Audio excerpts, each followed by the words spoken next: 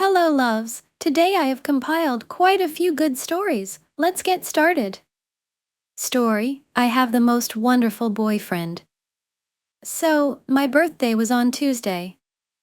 Generally, every year for my birthday, I celebrate the entire weekend, especially if my birthday lands on a weekend day that year. I'll go out to bars with my close friends, hang out with other people, and do different things on the days after or leading up to my birthday. Anyway, the last 6 to 8 months have been extremely rough for me. I've gone through a lot of changes. I've moved to different places, recently lost my job, had to move back home, and struggled to find fosters for my cats. It's a whole thing, and it's taken a huge toll on my mental health and well-being, as well as my general happiness. So, this year, I really wasn't excited for my birthday at all, which is extremely out of character for me, as I have always been maybe a little too excited about my birthday my entire life. I'm usually unable to shut up about my birthday, but this year, I didn't even really think about it and almost forgot about it up until about 5 days before. I had made loose plans with a cousin of mine to meet up at a restaurant bar near the beach with her and her friends and invited my friends in the group chat. When I checked in a few days later to see who was coming, just about everyone backed out. My boyfriend is also in this group chat, but he pretty much never interacts, so I often forget that he's even in there. Anyway, all of my friends backed out, and I didn't really care too much about it because it gave me an excuse to cancel these plans anyway, as I really just wasn't in the mood to do anything for my birthday. But I can't lie, my feelings were kind of hurt. Well, on Friday, I thought I was just going to have a nice quiet time with my boyfriend and his parents, but he ended up throwing me a surprise party with all of his friends. Apparently, after he saw that everyone had backed out in the group chat, he was pissed. He contacted all of his friends, who are kind of my friends too, I guess. I definitely know them and we've all hung out multiple times, and told them to come to his house to surprise me. I was super surprised, and I started crying. He just made me feel so loved and special. He also made me an incredible model of my dream cottage, which he designed all on his own. It's so beautiful and has a bunch of little details that are personal to us and our relationship. He worked on it for 7 months and presented it to me on the day of my birthday. It's so beautiful and has a bunch of little details that are personal to us and our relationship. I just wanted to share this because it's so sweet. I've been feeling really shitty for months, and he just wanted to see me happy. I'm so grateful for him. I hope everyone can find a partner who is this loving and thoughtful. Story: First Love Theory. I'm 19 years old, and I'm still in love with a guy I barely talked to in the summer of 10th grade. For starters, I'm just coming on this to get it out of my system. For some background information, I met this guy who was in one of my classes right before summer started. Prior to this, I had never been in a real relationship, mostly because I think high school relationships are a waste of time and a way to break your perception of love. I had always been asked out by guys, which I thought was weird because I didn't see myself as this amazingly beautiful person. I thought I was in the middle and stuck with it because, generally, I don't care. But often, people would ask me out, and I would say no every single time.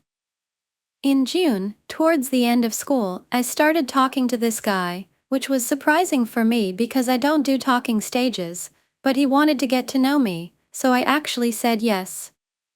We started talking, and I wasn't really sure if I even liked him, but many were surprised that we were talking because he was really well known or popular among specific people at school, and I kind of kept to myself. Our convos in text would be pretty unresponsive because I avoided talking to him, and the few times I did talk to him in person, I said all the wrong things. For example, once I said it's good that we have one class together, he said no, we have two, and I argued, but he was right, so basically, I didn't know much about the guy. But he was kind, understanding, and really liked me. As I talked to him more, I realized he was quite different from most of his awful friends. Flash forward to summer starting. He always wanted to see me, but I always made excuses because, for starters, I have avoidant attachment issues, and second, I was afraid. But he was quite understanding. Sooner or later, things got pretty dry, and we stopped talking. The last time we talked, I intended to make plans, but that was a lie because I was actually in the hospital for reasons he would not understand. Part of the reason why I stopped talking to him was because his life was perfect. He had a loving family and people who surrounded him with unconditional love and support, and I had the complete opposite. Although we were similar as people, we were that much different in our own lives, so I left. After a week, I thought I'd be okay, but I wasn't. I felt aching heart pain. I did not know what it was. I kept thinking that I've been through so much awful shit in my life, so why does this even matter? I found myself missing everything about him, so I texted him in August, but there was no response. So then I decided to remove him from my social media. I felt like an idiot because I would not feel this way if I hadn't talked to him and played it smart like I always do. Going forward, I went back to school and found out he was in a relationship. I hated seeing him every day. It hurt me so bad knowing he'd never like me the way I liked him. What's funny is that he wanted me first. My mind was always on him. I'd talk to my friends and pretend I was talking to him. When it got to the point where I would just try to avoid him, I still saw him. I went to the fair. I saw him there. I went to the movies. I saw him there. It was just not fair. It felt like I was being punished. He was always there with his girlfriend. Although I never felt insecure, I just kept thinking about how good things could have been if I didn't sabotage my own happiness. It got to a point where everything in my life was so messed up, and every time I was hurt, I'd think about him to feel better. I just kept reminding myself how I've been through worse than most people I know, so I thought I would get over this, but I never did. I felt like Kevin when he wasn't around. Through this whole thing of a war within myself, I never let him know because, even though it was hard, I wanted to preserve respect for myself. If I told him all this, it would be a whole different story, but he'll never know. Although that hurts, I think I'm content with it. To this day, I think about him and hurt. Sometimes, when things go wrong in my life, all I think about is him and the comfort he gave me. I've always been the girl to be there for my friends and pick them up and give them motivation by telling them all the hardships in my life that also help them keep going, but I'd never had someone to make me feel like that until I met him.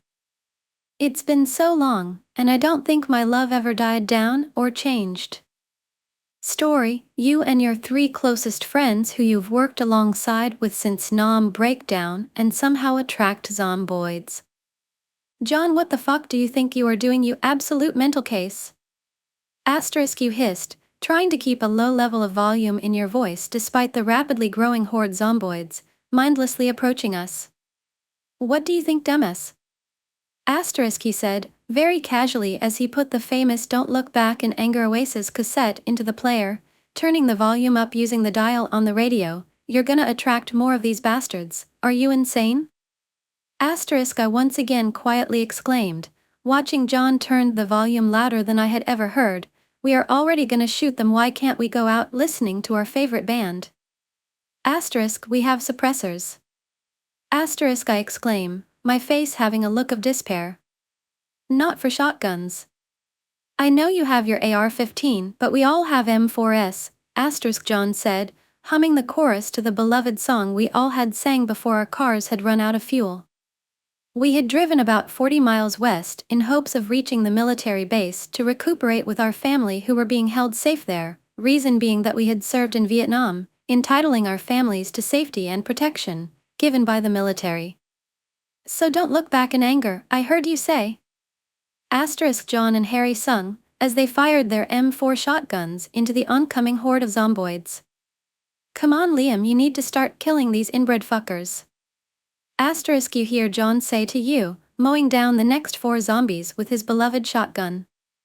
I hadn't wanted to shoot them because I still couldn't come to the realization that my best friend Peter, who had not only fought aside me in Nam with the rest of the boys, but who was also mowing down the zomboids approaching us now, had been bitten on his neck, by his wife who lied about being bitten. He told me that I should be the one to kill his corpse, and I had wept more tears than I could fathom. At first I heavily declined and cried in his arms, and then as we started driving he said it would be the only thing that lets his soul be at peace when he passes. So I ultimately agreed. He smiled at me and put a cassette of AC/DC into the player, shaking me while singing in seat dancing. I started to shoot the zomboids with my assault rifle, state-issued, which I bought at an auction after being ordered to return it, along with the rest of my platoon and their firearms. I had worked as a Navy SEAL with my 3 other best friends in what's known as a fire team, usually consisting of 4 soldiers. We had gained intel and reconnaissance on Nguyen Van Lem, a prolific war criminal who had murdered innocent South Vietnamese women and children. After that we did direct combat in a squadron on 12, participating in close-quarters combat, such as raids, ambushes, etc. At this point only a fifth of the zomboids had been killed, and they were slowly gaining on us. We decided, after around 1 minute of consideration, to enter the one vehicle that still had gas and get away from the horde. Let's ram these bastards. Peter and John both said excitedly, taking the Oasis cassette out and replacing it with a Metallica cartridge. You know what, fuck it, yeah, let's ram these cocksuckers. I shouted with my West Brooklyn accent louder than the currently playing Master of Puppets. When did you loosen up? John says, laughing at my stronger than ever Brooklyn accent. You need to be silenced, young man, I said to him, my voice occasionally breaking with a giggle. He continued laughing as we spoke and eventually rammed them after reversing enough to accelerate to 60 miles per hour, smashing into them. They were all over the windshield, a mix of green and red blood plastered to our car. Keter, you okay, bud? I said to him, my voice trembling, worried knowing that the first stage of zombification was already here. No reply. I start to panic and pull over. I drag Peter out as he sputters, you guys are pretty cool, tell your mom I love her. As tears form and roll down my face he looks at me, laughs with the last remaining energy he had left and slowly passed. Bang, bang, bang, 3 shots. I had shot my best friend 3 times, after seeing his skin starting to turn green. We're 5 minutes away from the military base if we drive fast. Let's go quick and we can bury him after. I say, indicating to the horde, slowly marching like an army from the 15th century.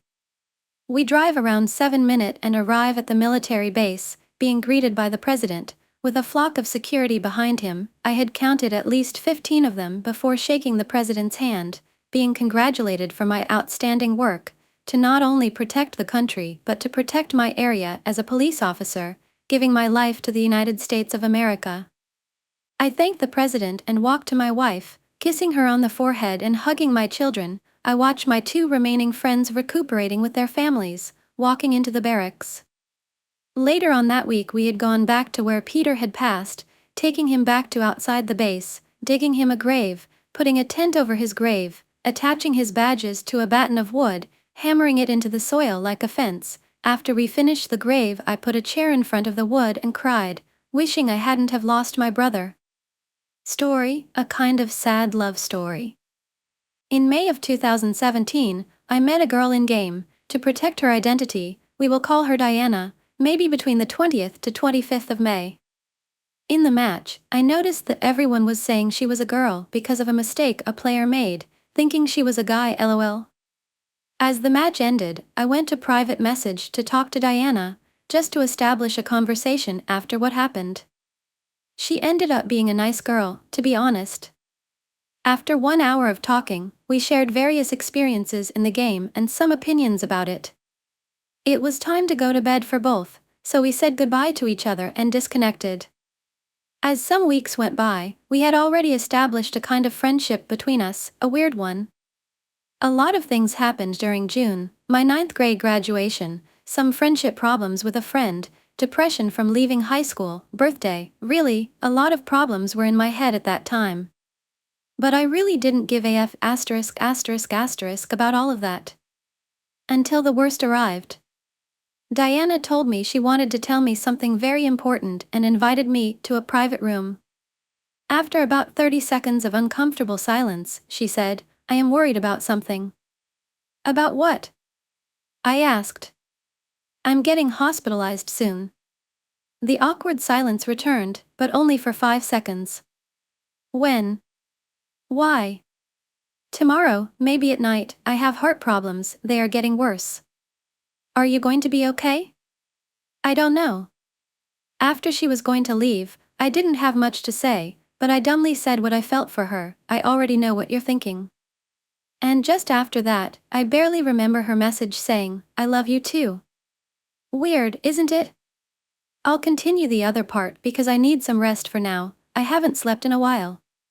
Teletubby back, where was I? After a month and a half of knowing each other, we started to talk a lot more often. I always told her compliments to somehow distract her from her problems. Sometimes I skipped classes just to talk to her somewhere else in school. Maybe I was being manipulated by love, or the interesting fact that Diana was the first girlfriend I had in my 15 years of existence. On the 6th of August, I received a message from Diana saying that she was going to get operated on. I told her, "Everything will be okay, you are in good hands, nothing is going to hurt you." Then she thanked me, "I am relaxed now, thanks 3. I said a simple, "You're welcome," and her always common but lovely, "I love you." Hey, my doctor says it's time. Now that I'm relaxed, I'm not worried anymore. CYA:// that was the last thing that I heard from her that day. I couldn't sleep that night. I was very, very worried instead of thinking she was fine. The next day after school, I went directly to my house, because the project went straight to log into the game. She was online. Yes, she is fine. Hi Diana, how was it? What happened? Hi, I'm fine, you were right. Although I have pain in my chest, but nothing else. I was really worried about you, I didn't sleep last night. I promise I'm fine, don't worry. We started talking for a while about each other. Story forever interrupted. Me, 20-year-old, met Emily, 19-year-old, when we were 2 and had been friends on and off until we became best friends freshman year. She was always a bit different and really weird, but in a cool way, and she was never made fun of for it. We just made sense as friends, and everyone knew us as Emily and Claire, the best friends. When epidemic hit sophomore year, we were inseparable. We spent every second together. My mom never liked her, but I could never see why, and most people looked at her as controlling due to my not hanging out with any of my other friends, but I never saw it like that because I had the best time with her and honestly would choose her every time. I had a boyfriend at the time who she hated very much and didn't like me hanging out with him, but he lived far enough away that I didn't see him too often anyway. Emily started to being a bit more interested in boys and was dating around a bit before meeting Brayden, whom she dated for around 5 months. We both got broken up with at the same time. I think this is where things started to go downhill. Emily handled her breakup rough. She started doing crazy things that I would just go along with, like driving the 40 minutes to his house and sitting outside waiting for him or taking pictures of his house and sending them to him. She constantly stalked him, called him, and left voicemails, but Emily and I were so close that anything she did was an exception, even if I thought it was crazy. I would even go along with it. After this, Emily really started sleeping around and meeting with lots of different guys to hook up. I was totally for it and even encouraged her to have her hot girl summer since Brayden was her first for everything and she handled it so rough. I can't remember why, but she ended up losing her car for a bit, probably got grounded, and she had come up with a plan to meet up with this boy an hour away, and of course I went along with it. Since she didn't have a car at the time, her plan was I would drive her the hour away, and then when we were 2 minutes from the guy's house, I would pull over and get in the trunk, and she would drive the rest of the way to hook up with him, and then we would drive home. We make it there, and within 1 minute after the switch, she crashes my car with me in the trunk. We were okay other than a little bruising, and my car was totaled. We ended up lying to the police and saying I crashed my car because her 6 months weren't up yet and I didn't want her to get in trouble. We slowed down after this and stopped acting so crazy. I got a boyfriend, Tyson, 17-year-old, but Emily again hated him and would limit our time together. While I was with Tyson, I liked him so much, but the second I'd be around Emily, I would question our relationship because Emily would just say bad things about him. I actually ended up breaking up with him at one point. Tyson hated Emily but never said anything because he knew we were best friends and he just got over it. My mom was constantly trying to get me to stop being her friend because I was really innocent and never got into any trouble before her. She also told me Emily was being very manipulative, but I never saw that because, in the end, I thought Emma was a great best friend, and I made those decisions too. Tyson and I got closer, and I started spending a bit less time with Emily. She met Landon, 17-year-old, whom she went on a date with, and instantly fell in love, that's how she put it. I was friends with him at one point, and he came from an incredible family. He was just a great guy, so I thought this was good. They ended up hooking up, and Emily came to me to tell me all the details and how amazing the sex was. A couple days later, he broke it off due to him not thinking his family would approve, and the day after, she says she's pregnant. She wouldn't show me the test, but why would anyone lie about that? Of course, I believed her. Landon knew he would get kicked out due to getting a girl pregnant, but he also knew he wouldn't abandon his baby, and he'd have to tell his parents, so he took all his savings and went out to buy his own car so he would have somewhere to sleep. Landon's friends knocked some sense into him and demanded to see a test that Emily would not provide. Thinking about it now, she could not have been pregnant 3 days after hooking up, and that would not show on the test. When Emily refused to take the test, I got so upset with her, and this is when I decided to back away from her a bit. Emily also accused Landon's friends of kidnapping her that night after I left, but I was not there, so I don't know what actually happened. Emily's mom found out about all of this because Emily ended up accusing Landon of raping her that night, so the police got involved. Emily was no longer allowed to hang out with me because I was a bad influence on her. A week after all of this, Emily said she fell down the stairs and had a miscarriage. I completely stopped being friends with her after all of this because I was hurt. She didn't stand up for me, and I stopped believing her lies. Tyson and I stayed dating, and when we finally went back to school in junior year for hybrid, there were lots of rumors about how Emily had another faked pregnancy. She was a huge topic around the school, and everyone knew about what had happened. Emily and I ended up reconnecting over the summer, going into senior year, but I ended the friendship again because I found out she was tracking my location without my knowledge. She reached back out again towards the end of senior graduation with a huge apology, and she told me she was seeing a therapist and had been dating a really good guy. I was a lot more careful, but over time we grew closer, and she had no mess-ups. Tyson was not supportive of us being friends, and he was so worried for me that I assured him that she had changed.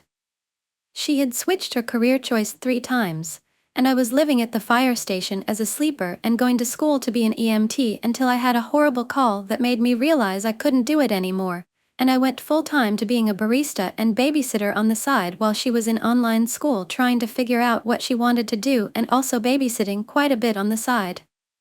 After months of us rekindling our whole relationship, Emily presented this whole idea to me about starting a daycare business together and gave all the details and how this would work, and I loved the idea. I put in my 2 weeks and took all my tips I had saved for a deposit, and somehow we got approved for a cute little apartment while we started getting certified. We got donated books and toys and got a bunch of things from Goodwill, but it came together really fast, and I was so excited because I wasn't sure what I wanted to do with my life, but I knew I loved kids, and this sounded like a perfect career for me. We were barely going to make it by, but I had enough money saved to be there a couple months with no income until we started getting kids. I also want to add that the first day we moved in, I ended up winning the bigger bedroom 3 times, and she threw a big fit and said she would just live at home, so I gave it up to her. She also decided she wanted a puppy after we decided that wasn't going to happen, so that caused a huge fight. She was nasty to live with, and I don't even want to go into details about the gross things she would do. After a month of living there, I went to stay with Tyson for the night, and I got 3 missed calls from an unknown number. They left a voicemail, and it was the police. There had been a break-in at the apartment. I was freaking out, and so was she, and she told me that I had to stay at the apartment more often and not with Tyson because she was so scared. She also told me she was going to add a sliding lock on the door, and I have to be home by 11 o'clock every night or I wouldn't be able to get in even with a key. I fought this and said that was not okay and that I should have access to my apartment at any time, but in the end, she said she was going to do it anyway. She then tells me she's going to back out of the business, and it's all mine, but she's going to continue to live there and pay rent. I was so stressed during all this because I didn't know what I had just gotten myself into. She got the puppy she wanted so badly and never cleaned up after it. I started resenting her to the point where I could barely even talk to her, and our living together was very toxic. I also forgot to mention we got a Ring camera and extra protection around all the doors and windows after the break-ins. She was also cheating on her boyfriend, whom I believe she's still with due to him not knowing. Anyway, 2 months had passed since I lived there, and I went to stay at Tyson's, and there was another break-in. I had been kicked out of the Ring, and she had said it had stopped working. I did not believe anything she said at that point. I talked to the cops and told them everything I knew and what I had thought, and they straight up told me they knew about her fake pregnancy and how her story didn't add up at all, and they think she's lying, and I agreed. She calls me the next day, saying she wants to save our friendship, and we clearly can't live together, so either I need to move out or she does, and I have to make the decision. At this point, I knew I couldn't afford it alone, but I had hope I could get more kids. She told me I'd have to get a roommate because I couldn't do it alone and that I should just move out and her boyfriend can move in, but I didn't want to throw everything I just started away, so she moved out and never spoke to me again and also refused to get the lease. We have not talked to this day, but whenever I tell this story, people are blown away by how insane she was. I do not know why I stayed with her friend for so long. I guess I only see the good in people and have way too much trust. I was clearly very manipulated by this whole friendship. The second she left, my business blossomed, and all my spots filled. I lived by myself with no roommate for the rest of the lease and made really good money. The lease just ended 2 months ago, and Tyson and I signed a new lease on a brand new house for my daycare. I am absolutely in love with my job, and I couldn't ask for a better life with Tyson. I'm so happy I got rid of that crazy toxic friend, but I guess I wouldn't be where I am today, at age 20, without all of that happening. Story: Redefining Singlehood. In the vibrant city of San Francisco, lived a man named David. At 29, David was a successful software developer, known for his innovative solutions and dedication to his work. He had a stylish apartment in the heart of the city, a close-knit group of friends, and a plethora of hobbies that kept him busy. Despite his fulfilling life, David often found himself at the center of discussions about his single status. One evening, during a family gathering, David's aunt leaned over and asked, "David, you're such a catch. Why are you still single?" David smiled politely, hiding his frustration. "I'm happy with my life right now. Being single allows me to focus on my career and passions." The question lingered in David's mind long after the gathering. It seemed society viewed being single as a problem that needed solving, but David saw it differently. He decided to explore and articulate why being single was not only okay but also a fulfilling choice. David had always valued his independence. Being single allowed him to make decisions without having to consider a partner's needs or preferences. He could travel spontaneously, take on new challenges at work, and spend his free time however he chose. This freedom enabled him to grow personally and professionally. Remember when I decided to backpack through Europe last summer? David said to his friends during a casual get-together. I booked the tickets the week before and left without any second thoughts. Being single gave me that freedom. David cherished his friendships deeply.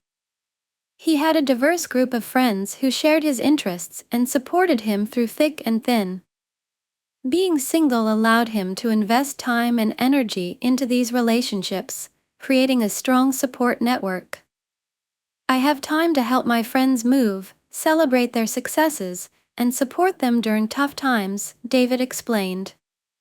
These friendships are incredibly meaningful and fulfilling. David had a wide range of interests, from rock climbing to playing the guitar to coding side projects. Being single gave him the time and space to explore these hobbies fully. He joined a rock climbing gym, started a local band with friends, and developed an app that he had been passionate about for years. I love the freedom to dive into my passions without feeling guilty about neglecting a partner, David said. Growing up, David had seen the financial struggles his parents faced and learned the importance of financial independence. Being single gave him control over his finances, allowing him to save, invest, and spend as he saw fit.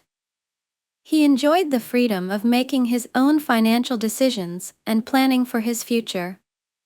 I've been able to save for my dream of buying a house in the city, David shared. And I don't have to consult anyone else about it. For David, happiness and success were not defined by a relationship status.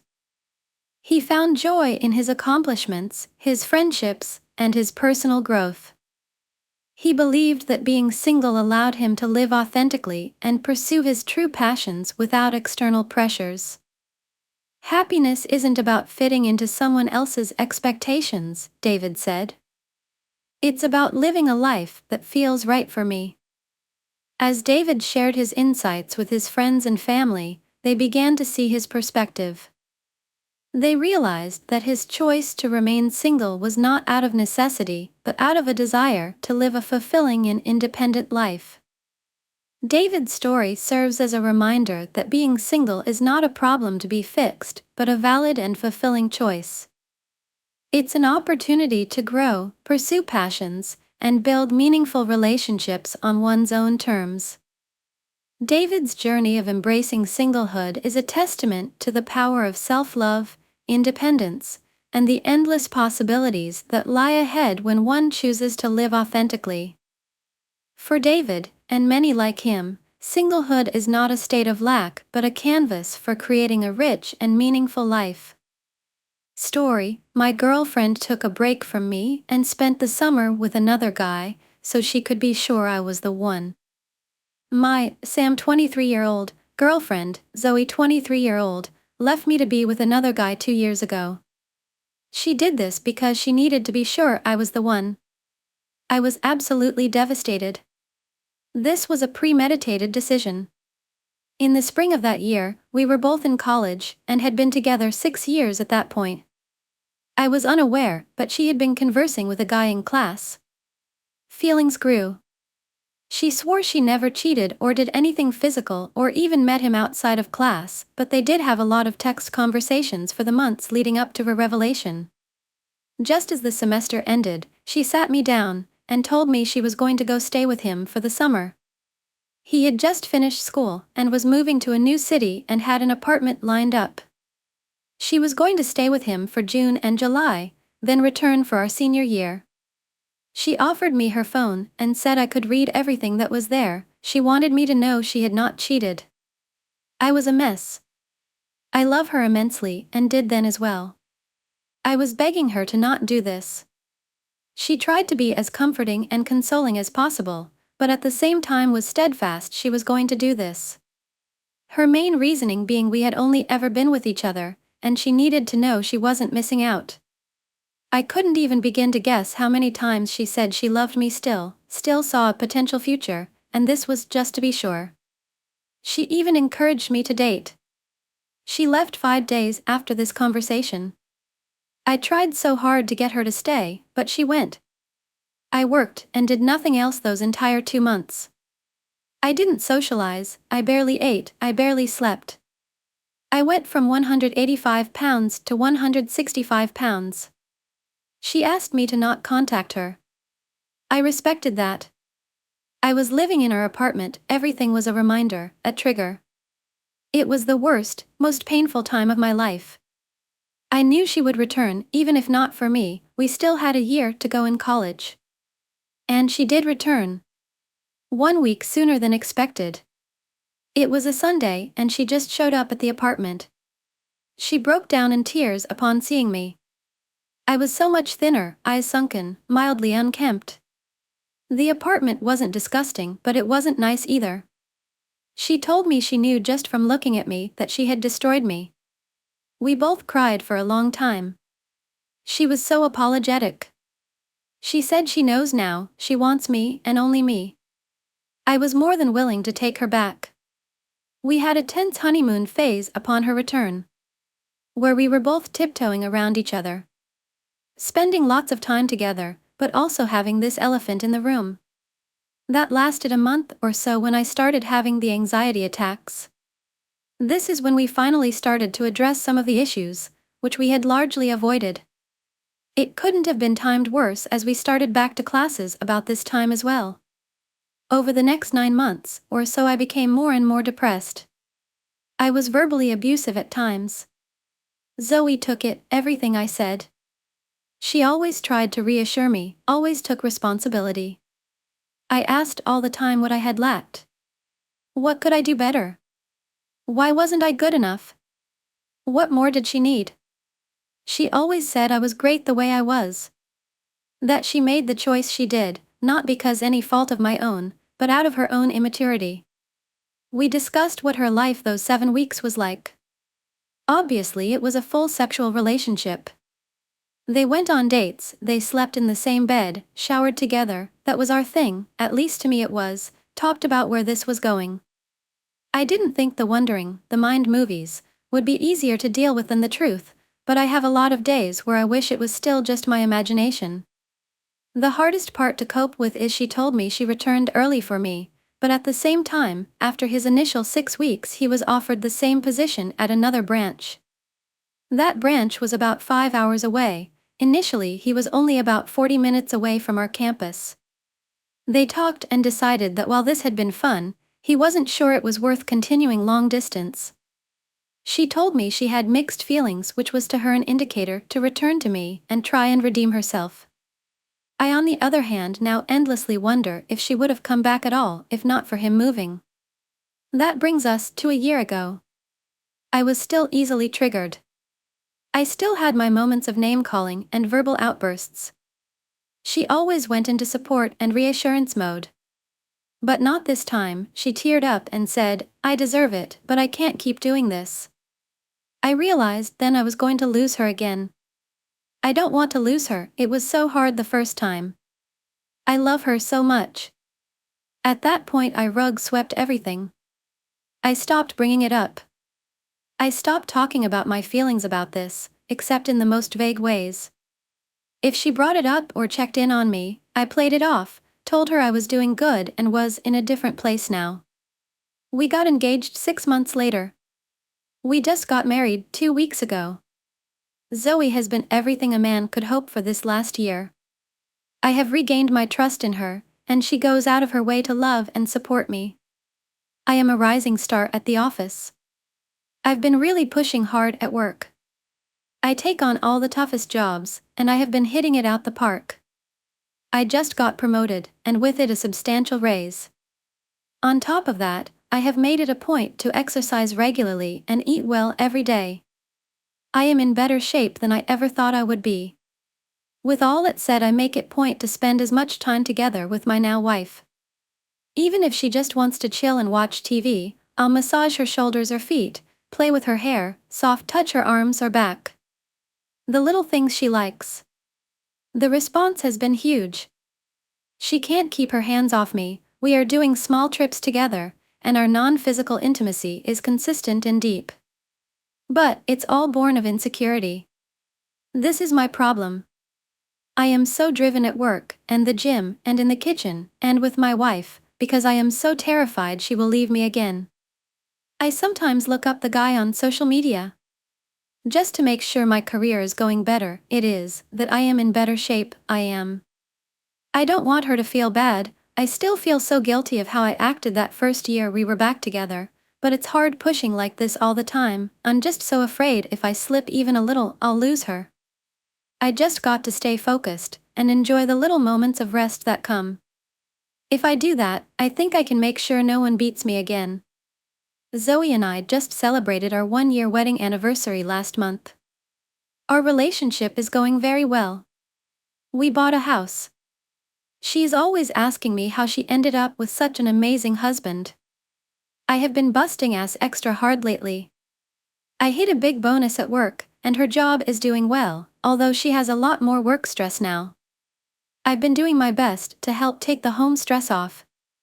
Generally, getting up a bit early to make sure the house is back in order before we head to work each day. I don't want her spending her time thinking about that. I still remember how she said the guy was a bit of neat freak. She said that like it was a negative, but actually her quote was, "He was kinda a neat freak," which was nice, but made me feel all this pressure. Meaning she really liked that the place was always clean while she was with him, but I bet he got bent out of shape if things were left out by her. At least that's what I think she meant when she said that. That's why I get up early and take care of the place. I fix any mess she made or any dishes left overnight while she sleeps, that way she doesn't feel like it's her fault, or like I'm bothered by the small messes she makes. It's working well. We went to Hawaii for a full anniversary vacation, which was a place we've always talked about wanting to go to. We did a lot of touristy things, but mostly I was able to catch up on sleep. I normally only get 4 to 6 hours a night. So the extra helped out when I took on this really big client at work. If I do well on this one, another promotion could be in order. I rarely check on what the guy is doing now. His career hasn't grown as fast as mine, I can tell, and he has a bit more of a belly now. I know I'm beating him, he can't compete with me anymore. Zoe brought up trying for a baby soon, which is exciting. We can afford it, and it seems like the right time. However, I have been having some thoughts, maybe you can weigh in for me. She has gotten pretty close with an older coworker, Mrs. Weaver. Mrs. Weaver was telling her about some funny stories from the times she was pregnant. They had to do with her husband making silly mistakes, but she also told Zoe how he was super supportive throughout each time. Zoe said she thought this was a sweet story. I don't know exactly what she meant by sweet. It made me feel like her priorities are changing. It may not be enough to just be fitter and more successful than the others. I know there's at least one single dad at her office. To show her I can outdo him and any potential others, I started reading some books on how to best support your spouse through pregnancy, some do's and don'ts, a few other newborn books. I do this on my breaks at work, so that it doesn't interfere with the rest of my routines. Or I listen to podcasts while working out. I doubt most men are this proactive, and really doubt the guy would have been, and the coworker is a single dad, so there's got to be something wrong with him, right? I mean, that's a red flag in itself. Unlike me, I'm all green flags, all the time. Do you think I have anything to worry about? I had almost forgot about this. I got on Reddit today because it came up on a Google search. Clicked and my profile worked. I see it's been 3 years since the last time I posted. We are the proud parents of an 18-month-old, Steven. He is perfect. Now that Zoe doesn't breastfeed anymore, I'm able to get up solo and take care of Steven. I mean, I always got up when Zoe did all those times before to help out, but now Zoe is a lot fresher. She keeps telling me it's okay to sleep in, since she is a stay-at-home mom now. But I'm still using a lot of that time to clean up the house so she can stay focused on Steven during the day. I got another promotion, my salary and benefits are huge now. It does mean I have to some availability to handle problems outside of hours though. We will try and start taking trips again or go for baby number 2 soon. It took a little bit of time to conceive, but I made the necessary adjustments to help it happen. We had a major setback one night. I had only slept like 14 hours in 4 days. I was exhausted and stressed. Zoe made best effort, but I just couldn't perform. The next day I made some major adjustments. I started eating Brazil nuts for the selenium, choking down spinach, added some green tea for the caffeine, balanced out my lifting with cardio. This was hard to do, because one day we marathoned the 3 Jumanji movies, and she said The Rock was hot. Which was huge wake-up call, because this whole time I had been trying to have a more balanced physique, but now I know she prefers that big bulky look. So I've been trying pack on pounds of muscle, but then I needed to get my cardio up again to prevent another incident while we were trying. It's all worked out so far. With the baby now, I had to focus more.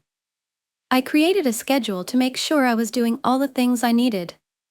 So every day of the week has something in every category. I plan every meal for everyone each day. I've assigned a different room of the house each day, and I have 14 activities to do with my wife or my child, and I pick one each day. I also program my workouts to fit around all this. I know last time I posted people kept warning me that it was impossible to keep up at the pace I was going and I'd eventually burn out. But I haven't, I'm still keeping up, even here 3 years later.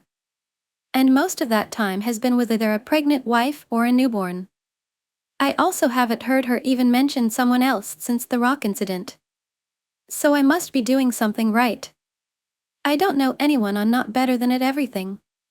With all that said though, I need to do better at hiding my distress sometimes. That I guess is my biggest problem. Zoe has been asking a lot about why I'm endlessly driven, why I won't let her help more.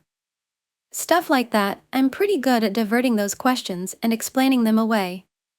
However, this week she actually asked me if I wanted to talk about her leaving that summer, and that she feels I rug swept the whole thing. I think this all stems from when she heard me crying one night. I thought she was asleep, but wasn't. I managed to cover it up, so no real harm. I can't let her know why I am like this, then she will go, I still remember it, I deserve it, but I can't keep doing this. That's what she said. If I falter now, I may as well kiss my marriage goodbye. I've failed. It's all fallen apart. This last year, she has been pushing me. Ever since she became a Psalm, she became more aware of my habits. She wants me to see a therapist. She even offers couples counseling. I don't need a therapist, that implies there's something wrong with me. How can there be something wrong? I do it all, I've done it all forever. I tell her I'm fine, I don't know why she won't accept that. She keeps saying I don't sleep enough, I have workout addiction, I seem paranoid, I have no social life. I do those things to give us the life she wants. I stay fit for her. I'm not paranoid, I am just diligent of others. She has been going on about our lives and I point out how well I've handled everything all these years. Why does she think I can't now? I can keep going, I don't need a break. And yeah, I faltered today, but they'll never have to worry about that happening again. It was her, she brought up the past more and more. She thinks it stems from when she left, and maybe it does, but I don't want to go back there. That was so long ago, and I've done so well since then. She just won't let it go. She keeps apologizing and telling me she loves me and wants the best for me. I know all that.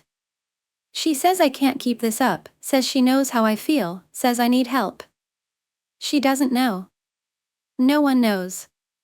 Then this morning happened. It was just once. She went grocery shopping, I stayed with Steven. I was focused, I was playing with him. Then we started watching Spidey and Friends, and just sitting on the couch. I didn't mean to fall asleep, he was right by me. Zoe came home, found him in the kitchen, he had gotten into 2 boxes of cereal, it was everywhere. I popped up, immediately began to help, apologized. She scooped him up, told me to stop and relax. But there was this huge mess. She said I was manic, that this was what she was talking about. That I need to rest, I need to talk to a therapist. I snapped. I screamed at her. I told her to drop it, to appreciate what she has, that I was fucking fine, and wasn't some loser who needed help, I was better than that, better than everyone. She just stood there and took it.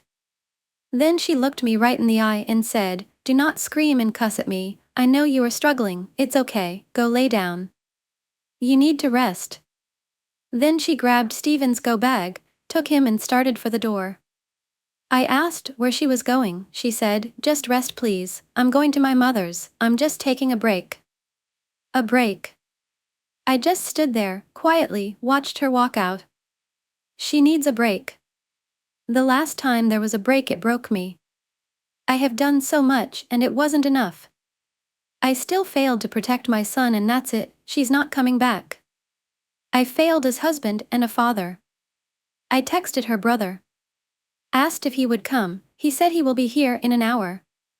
That should be it then. For those of you who followed me all these years, I guess you were right, no one's good enough, not even me. I've never posted on here before, but for those who followed my husband Sam over the years, I am Zoe. I linked his last post to this one.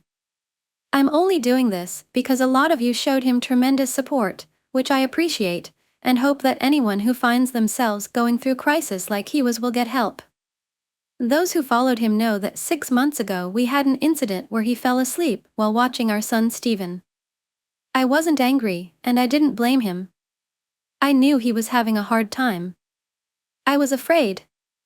I had been trying to get him to get help for a while at that point, and with the emotion on the moment he snapped and lashed out. He hadn't done so in many years. At that point I made a horrible mistake I regret more than all my other life regrets combined. I was frustrated, but thought a little space would help us both diffuse. I was calm. I told him I just needed a break. I meant just for a few hours, and we went to my mother's house. I never should have left him alone. About an hour and a half later I got a call from my brother. He was so distressed. He had gotten a text from Sam asking for some help in the basement and to just let himself in. That's where he found him. He had hung himself from the basement ceiling. I hate that I couldn't see it sooner. Years went by before I really started to notice. It's just so hard when you're young. I was working too, we were trying to buy a house and have kids, travel. It was a whirlwind. When Steven came I started to stay home. That's when I finally noticed. There had been hints, I just didn't want to see it I guess. You just don't want to admit things to yourself. You want to think he did all this just because he wants to. You think you're reciprocating it. Reading his posts, I didn't even realize how much I missed. I know he was actively hiding his stress and habits. I know he rug swept all his emotions that could be taken negatively. But there were hints, why couldn't I see them? I'm the catalyst of his descent. I know I didn't deserve him after what I did. I've felt that shame for 8 years now. I've done everything I could think of to repent for my choices. I won't justify them, I was wrong, and I hurt someone I love beyond measure. I'm sure some of you wonder how I could do that to him. I wonder that myself often. It's easy to throw out the usual excuses, I was young, I was immature. To tell you the actual truth, it really was just FOMO. Combined with having a few friends in my ear, which I now realize they were not friends, and a schoolgirl crush on a classmate was all it took for me to traumatize the most important person in my life. It sounds so dumb written out, but it's true. The NRE lasted about a month, then it was 3 weeks of making up reasons to see it through. By time I left I knew I had made a huge mistake, and came crawling back. I still shudder thinking how much I compartmentalized. The sight of him when I showed up has always haunted me. It's guilt I deserve and will always hold on to. For all the remorse I feel over what I did when I was 21, it pales to the feelings I have not being able to help him before it was too late. I think I have read his posts almost every day in these last 6 months. I failed him so much, I'll hold on to this pain for the rest of my life. I'll have to watch our son grow up without his father. Nothing will ever fill this void. I don't know what I wanted to accomplish with this, though it's been surprisingly cathartic. Maybe this will help someone else, someone holding on to something they can't handle on their own. If that's you, seek help, it's not weakness, it's strength. No one is perfect. No one can do it all on their own. Story, a beautiful love story, unexpected twist at the end. Jake and Mia met under a blossoming cherry tree, where laughter and smiles exchanged like petals in the wind. Their eyes spoke volumes, and their hearts danced to the same beat. Through shared stories and stolen glances, a connection as beautiful as the setting sun bloomed between them. As days turned into weeks, they explored the city, hand in hand. Each alleyway, every cafe, and every museum held a new adventure, as if the world was waiting for their love to fill it.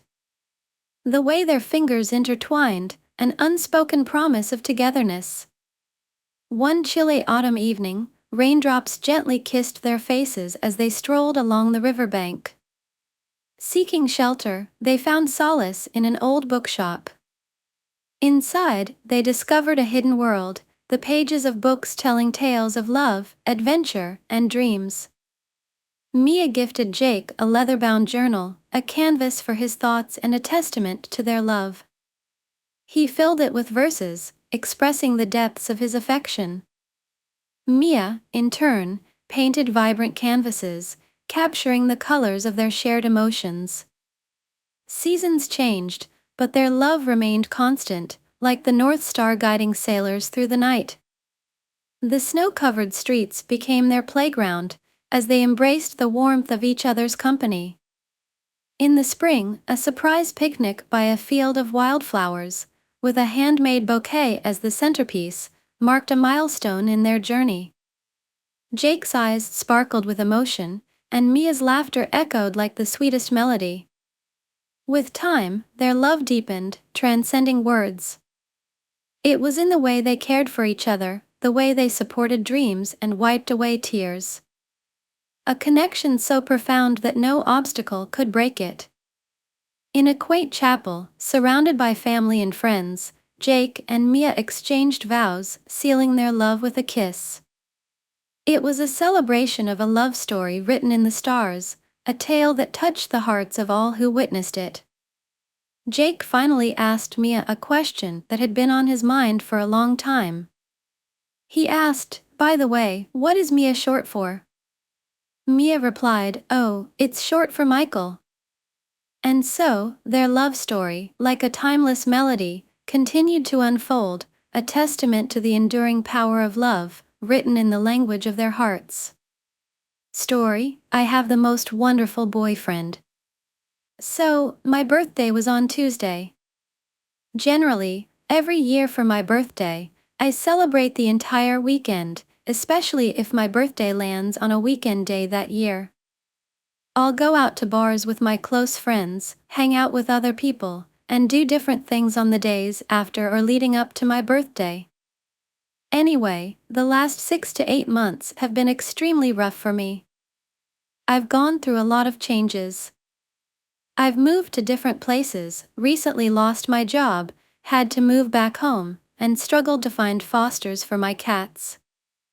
It's a whole thing, and it's taken a huge toll on my mental health and well-being, as well as my general happiness.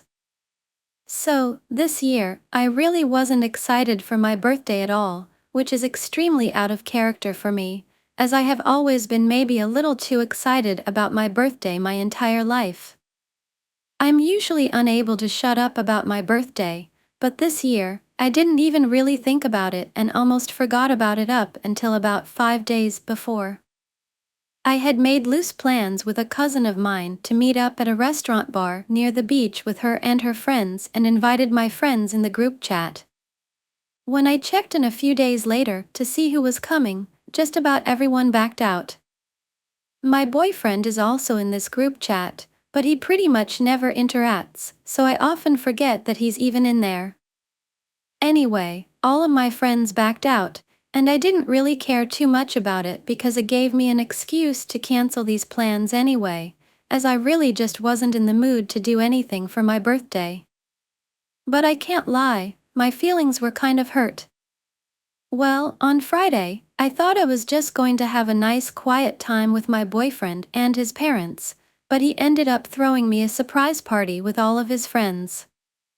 Apparently, after he saw that everyone had backed out in the group chat, He was pissed. He contacted all of his friends, who are kind of my friends too, I guess. I definitely know them and we've all hung out multiple times, and told them to come to his house to surprise me. I was super surprised, and I started crying. He just made me feel so loved and special. He also made me an incredible model of my dream cottage, which he designed all on his own.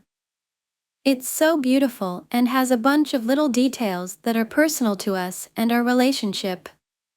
He worked on it for 7 months and presented it to me on the day of my birthday. It's so beautiful and has a bunch of little details that are personal to us and our relationship. I just wanted to share this because it's so sweet. I've been feeling really shitty for months, and he just wanted to see me happy. I'm so grateful for him. I hope everyone can find a partner who is this loving and thoughtful. Bye and see you again in the next videos and stories.